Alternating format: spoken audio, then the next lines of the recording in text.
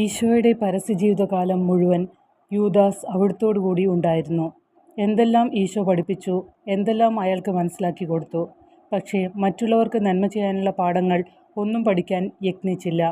യൂദാസ് സ്വാർത്ഥനായിരുന്നു. പണത്തോടായിരുന്നു അവന് കൊതി.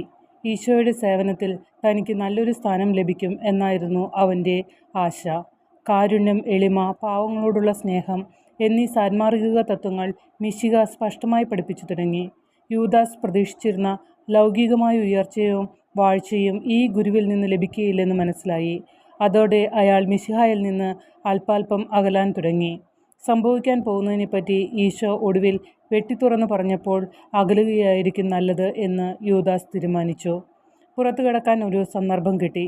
ബഥനിയയിൽ വെച്ചുണ്ടായ സൽക്കാരവേളയിൽ ധനം ദുർവ്യയം ചെയ്യുന്നതിനെപ്പറ്റി അവൻ പറഞ്ഞ അഭിപ്രായം ഈശോ തള്ളിക്കളഞ്ഞില്ലേ?